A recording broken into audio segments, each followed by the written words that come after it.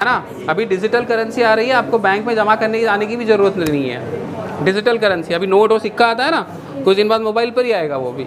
RBI reserve bank of India, सारे bank है ना, state bank, bank of India, इनका भी एक बैंक है, वो आरबीआई है। Reserve bank of India decide करता है रेट ऑफ इंटरेस्ट।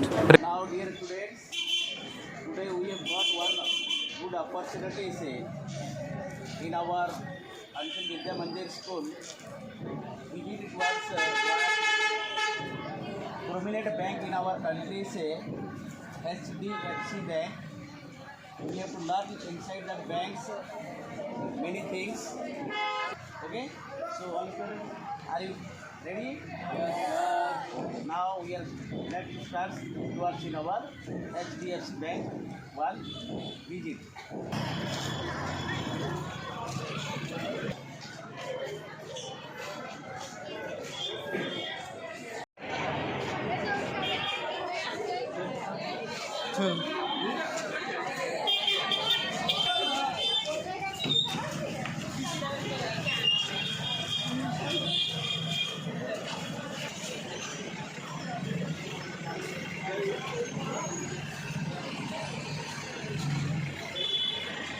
अच्छा, आप क्या बनना चाहती हो मैडम, आप बताइए। हाँ, क्यों बनना चाहती हो डॉक्टर? हाँ, ड्रीम है, ओके। डॉक्टर बनोगी तो भी बैंक में जाना पड़ेगा, पैसा कहाँ रखोगी, तो उसका नॉलेज होना भी ज़रूरी है ना। हम मैगी खाते हैं, बनाते तो नहीं है, मैगी के बारे में पता तो है ना, वैसे बैंक के बारे में भी पता होना चाहिए। अच्छा, डेबिट कार्ड क्या होता है, कितने लोग जानते हैं डेबिट कार्ड के बारे में? क्या होता है डेबिट कार्ड? तुमने यूज़ किया होगा अपने मम्मी पापा का, किसी ने तो यूज़ किया होगा ना एटीएम से पैसे निकालने के लिए। कुछ ऐसा होता है, ये आपके बैंक अकाउंट में जितना पैसा है इसमें लोड होता है, मतलब वो इसमें रिफ्लेक्ट होता है। आप किसी भी बैंक के एटीएम से जाकर विड्रॉ कर सकते हो, तो पता है। तो ये डेबिट कार्ड होता है, इसमें आपके अकाउंट में जो पैसे हो सकते हैं, आप रात को भी 12 बजे भी एटीएम से निकाल सकते हो। भारत की पहली महिला प्रधानमंत्री कौन थी? चलो मैं दूसरा पूछ रहा हूँ, बैंकिंग के बारे में नहीं पूछ रहा हूँ, जनरल नॉलेज। Very good. और पहले प्रधानमंत्री कौन थे? Good. E KYC, good. E KYC क्या होती है? केवाईसी पहले क्या होता था, आधार कार्ड नहीं होता था ना, पहले वोटर आईडी होता था, ड्राइविंग लाइसेंस होता था, फिजिकल होता था। अभी केवाईसी है कि आधार कार्ड पे आपका मोबाइल नंबर होता है, उस पर ओटीपी आता है, और हमारे कंप्यूटर पे आप ओटीपी बता दोगे आपके मोबाइल नंबर जो रजिस्टर्ड है, तो मोबाइल नंबर पर आपका पूरा फोटो, नाम, एड्रेस, पापा का नाम सब आ जाता है। That is called e KYC. Good question. Sir bank इसके हाँ, अकाउंट इसके अच्छा, fraud, online fraud, good question. Online fraud बहुत होते हैं। लोग क्या करते हैं, आपको कोई सा भी लिंक भेज देते हैं, या बोलते हैं कि आपका लॉटरी में ये लगा है, या आपको फ़ोन पे ने इतना ये दिया है। हम सब लोग लालची हो, है ना, तुम भी लालची हो, मैं भी लालची हूँ, है ना। तो जो लालच में फंसता है उसका पैसा डूब जाता है। फ्री में कुछ भी चीज़ नहीं आती है। अपने मम्मी पापा भी अपने को पैसे इसीलिए देते कि हम उनके बच्चे हैं, पढ़ लिख कर बड़ा होकर उनको कुछ करेंगे। दूसरे के बच्चे को तो हमारे मम्मी पापा देते ही नहीं है ना। तो हम सब लालची, लालच में जो फंसता है वो मरता है। अगर कोई बोले कि मैं तुमको, तुम्हारा फ़ोन पे में 10,000 रुपये का इनाम खुला है, तो भाई मेरे फ़ोन पे में मैंने ऐसा किया कि 10,000 रुपये का इनाम, वो लिंक भेजेगा, 10,000 रुपये क्लेम कर लो, ओटीपी आएगा, डाला गया पैसा। तो ओटीपी शेयर नहीं करना, अपने पेरेंट्स को भी एक ही बात बोलना। आजकल के इसमें प्रैक्टिकल होना ज़रूरी है। चेक बाउंस होता है कई रीज़न से। बैंक के पास आपका सिग्नेचर होता है, अगर आपने सिग्नेचर गलत किया तो चेक रिटर्न हो जाएगा।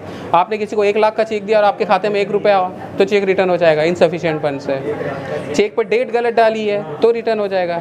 चेक पे जैसे आप लोग कापी पे कटा पीटी क्या बोलते हो, अल्ट्रेशन बोलते हो ना, कटा पीटी कर दिया तो रिटर्न हो जाएगा। इसलिए हाँ जी, बोलिए बोलिए। पैन कार्ड जरूरी इसलिए है कि इनकम टैक्स डिपार्टमेंट में टैक्स जो होता है, पैन कार्ड एक यूनिक नंबर होता है, जैसे तुम्हारा रोल नंबर या नाम होता है ना, वैसे तो इनकम टैक्स के अलग अलग स्लैब हैं। और कैश ट्रांजेक्शन जैसे जमा करते हो तो 50,000 से ऊपर पैन कार्ड जरूरी होता है। पैन कार्ड ना भी हो तो भी अकाउंट खुल सकता है, but pan card income tax के लिए ज़रूरी है। ऐसा आपके आधार कार्ड से भी अकाउंट खुल जाएगा, बट पैन कार्ड इसलिए ज़रूरी है कि वो इनकम टैक्स के लिए ज़रूरी होता है।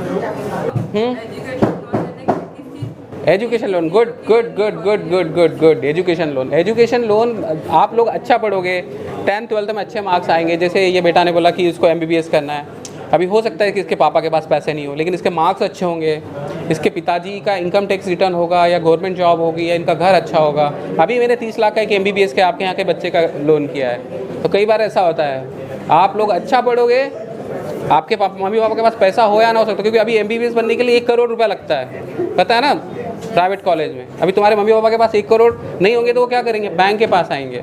तो बैंक देखेगी कि स्टूडेंट ने 8th में 10th में 12th में अच्छे मार्क्स से पास हुआ है, फिर उसके पिताजी की इनकम है, बैंक दे देगी पैसा, आप पढ़ लोगे, डॉक्टर बन जाओगे। तो इसलिए अभी से अच्छी पढ़ाई करना जरूरी है। और बुक पूछो। हाँ, गुड क्वेश्चन। बैंक ये बेटा इसलिए रखी है कि बैंक 2 व्हीलर लोन भी देता है। मैंने लोन का इसीलिए पूछा, कार पे लोन देता है, घर पे लोन देता है, पढ़ाई करने के लिए लोन देता है, शादी करने के लिए भी लोन देती है बैंक, मालूम है ना, पर्सनल लोन देती है, वेकेशन पे जाना है तो भी लोन देती है, बहुत सारे लोन होते हैं। RBI reserve bank of India, सारे बैंक है ना, state bank, bank of India, इनका भी एक बैंक है, वो RBI है। Reserve bank of India decide करता है rate of interest, repo rate, reverse repo rate. तो सरकार ने RBI जो मैंने बोला, RBI को ये पावर दे रखे हैं कि पहले सरकारी हुआ करता था, अब कम सरकारी होता था, है ना। अब प्राइवेट सेक्टर भी था पर वो कम था, अब प्राइवेट सेक्टर ज़्यादा है। सरकारी वो होता है जिसमें सरकार का खुद का पैसा होता है 51% एंड अबोव, सरकार का साझेदारी जो बोले, और बाकी पब्लिक का वो तो सरकारी हो गया, है ना। जैसे state bank, central bank, bank of India, इसमें सरकार का पैसा लगा हुआ है, सरकार, और इनका घाटा भी सरकार सहती है, तो वो सरकारी बैंक हो गया। HDFC ICICI private sector bank है, इसमें भी सरकार का पैसा है, लेकिन 51% से ज़्यादा पब्लिक का पैसा है, इसलिए प्राइवेट सेक्टर बैंक है। सब RBI को रिपोर्ट करते हैं ये लोग। अच्छा देखो, बैंक के बारे में ये कौन सा काउंटर है, कैश काउंटर। यहाँ क्या होता है, विड्रॉ, जमा भी होता है। अभी डिजिटल करेंसी आ रही है, आपको बैंक में जमा करने की आने की भी ज़रूरत नहीं है। डिजिटल करेंसी, अभी नोट और सिक्का आता है ना, कुछ दिन बाद मोबाइल पर ही आएगा वो भी, ठीक है।